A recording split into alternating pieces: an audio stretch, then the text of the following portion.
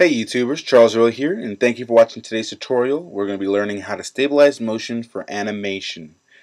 So a few key windows you need to have open, obviously your composition, your timeline, but make sure you go to Window and click Tracker so that your tracker window is open as well, and we can stabilize your motion through there. Second thing that you need to make sure you have is your video file. Obviously, you need to have whatever video you want to stabilize in order to add the animation effects to the stabilization and then reverse stabilize the video so that the animations feel like they were actually there and you don't have to do precise keyframing. It just makes things a lot easier. I've already created a video. I recorded my front yard. As you can see, here's my front yard. It's just pretty wobbly. Actually, I should probably run a RAM preview. It runs a lot faster if I do that. And you can see it kind of wobbly. It's moving a little slower, but you see it's wobbly, which is not bad. That's great. That's what you want, because then it's going to make the animation look a lot more, realistic and fluid. So you see it's really wobbly. I did some color correction just to make it look a little better, because the iPhone doesn't capture the quality as the best of it. I mean, it's clear, but the colors can be a little saturated in a bad way. So I created 3 different compositions. Front yard is the video file itself, and that was just because I had to color correct mine. If you need to color correct yours, do that in a separate composition first, then create a new composition titled Stabilize Motion. And all these compositions are at 1280 by 720. That's just because the video file itself is that size. So I just kept it the same size as the video file, but you could always resize things larger and smaller, whatever you wanted to do. And then I created a third composition called Final Stabilization. And this is pretty much going to be the final output once we're done stabilizing everything. So let's go to our second composition, Stabilize Motion, and let's get started. We have our front yard already in place, so you can see the front yard. It's already in there. If I press play, you see it's all wobbly and whatnot. What we need to do is we need to stabilize this by going all the way up to our tracker window and clicking our Stabilize Motion. So we need to make sure our position and our rotation is selected, just like in our previous one, and start selecting our first and second points. So our track point 1, we're going to go ahead and I accidentally grabbed the X. Let's go ahead and make this a little larger so it's easier to grab. A little larger. Okay. We're going to move this around. Oh, it's already on the leaf. That's cool. I'll keep it there, because that's a nice clean point to track. We'll make it smaller. There we go. And then we're going to take our second point, make that a little bigger, go inside, make it a little bigger. Okay, there we go. Bring that over. Let's find a nice clean point. Okay, we'll track this leaf too. Hopefully these leaves don't fly away. I don't think they will, but if they do, that'll just mess everything up.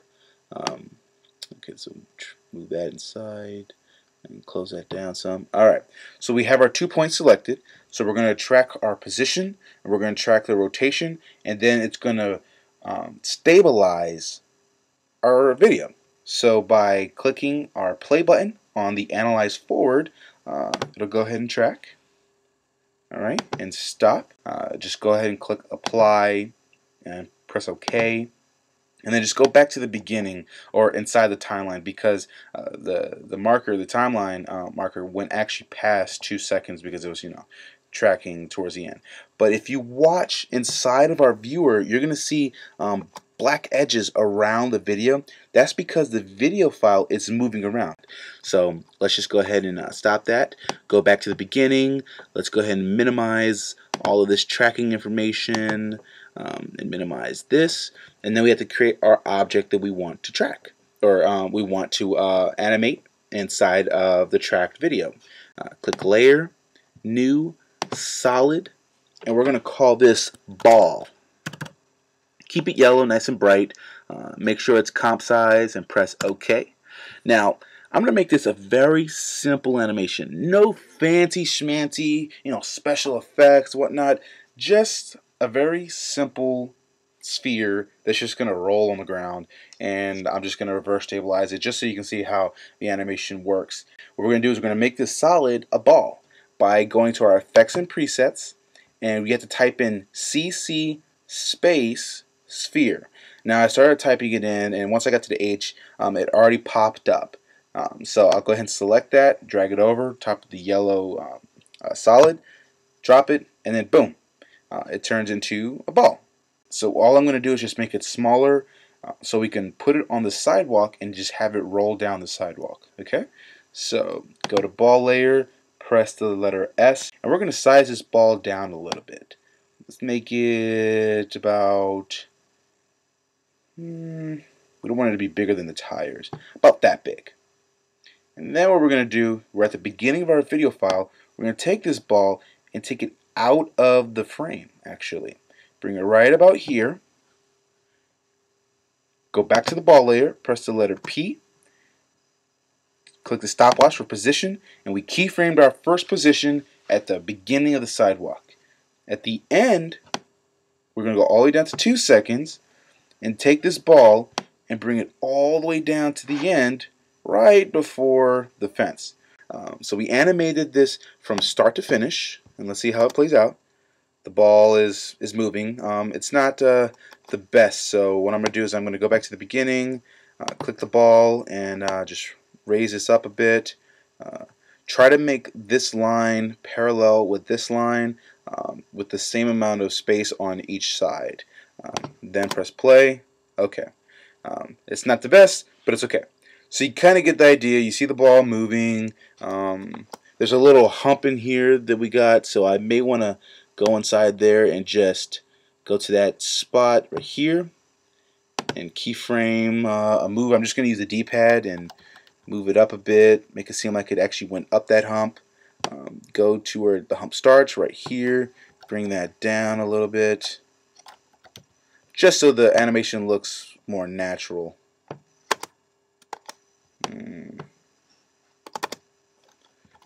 No, undo. Let's move back a few frames.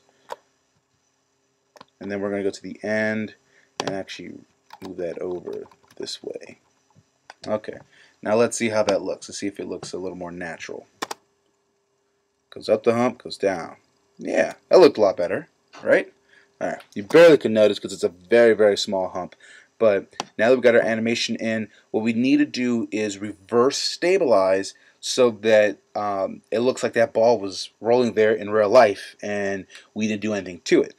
In order to do that, we need to make our stabilized motion actual composition larger than what it really is, because when you bring this video file into Final Stabilization, it's going to cut off the edges even if we stabilize it. So we're still going to get black edges. So just do this, press Command K, or for PC users I believe it's Control K, but you know what, instead of doing that, just right click and go ahead and click Composition Settings. And we're going to make sure we click Lock Aspect Ratio to 16.9. And we're just going to change it to, let's say, 1600. It'll automatically change our height to 900 and press Return. And there we go. Now make sure we can see this. Fit it into Window. Alright. Now you see our ball is outside the video file. But it's okay, because if you see this, you see how the video is actually moving because it's trying to be stabilized. Alright. So now what we're going to do is go back to the beginning and click our Final Stabilization composition. Bring it outside. So if you click and hold Final Stabilization and bring it outside, and you're going to see like a little purple transparent box pop up. Drop it into that box, and you just now created 2 separate timelines that you can look at. If I had more than one viewer open, then I would see both videos at the same time. But we're only going to have one video viewer open, so that's okay. You only need one. Click on Project. Let's go ahead and bring in Stabilized Motion Composition into Final Stabilization. And then what we need to do is create a Null Object. So go to Layer, New, Null Object.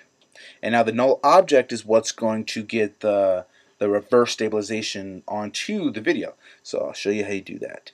By we're going to minimize this position. We're going to have to make the screen smaller just so it's easier to see. So we have some more room. In here. Not easier to see the video, but easier to see what we're going to do inside of our timeline. Let's make this a little bigger right here. Okay, drop down the transform settings in the null object and drop down the transform settings in front yard from stabilize motion.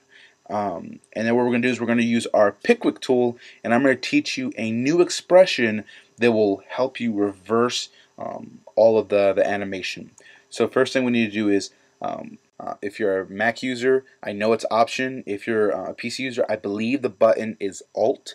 You want to hold that button and click the stopwatch, click the Pickwick tool, and instead of actually selecting the position or copying or parenting the position, you're going to want to parent the anchor point. And by doing this, it's going to help us reverse stabilize where the anchor point is and not the position. If we did the position, it's still going to move around and it's not going to look as good as we want it to. So you do the anchor point. Go click out of that. And then we need to do the same thing for the rotation. So Option or Alt. And click this Pickwick tool. And this one will go onto the rotation. But we're not done. We need to add a few extra characters to the expression to make it complete.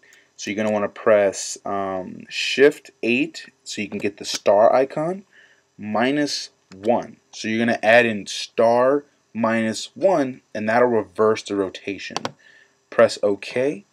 Let's go ahead and minimize this transform settings on both. And then what I can do is go ahead and bring back final stabilization back into this viewer or this timeline. And then we're going to go back to final stabilization. Let's just move it over just so I can be at the end. And we need to parent our stabilize motion composition to our null object by doing that. Now we're done, and let's watch it. See that? It's seamless. You don't even realize that we actually tracked it. Obviously you can because the ball looks extremely fake, but if it was a real effect, like if there was a cracked glass, or you had like maybe an explosion moving right here and particles flying all over the place, or some kind of special light beam orb that just kind of like flew right through here, and stuff was just going on in the street flying all back and forth, then it would look extremely realistic, like it actually happened. And this is what the pros do in the industry. Pretty much that's how you animate an item, a video, anything, and couple that with stabilized motion techniques to create awesome effects. I thank you for watching today's tutorial. If you have any questions or suggestions, please hit up my inbox at contact@charlesrowe.com or drop a comment below. Thank you and have a wonderful day.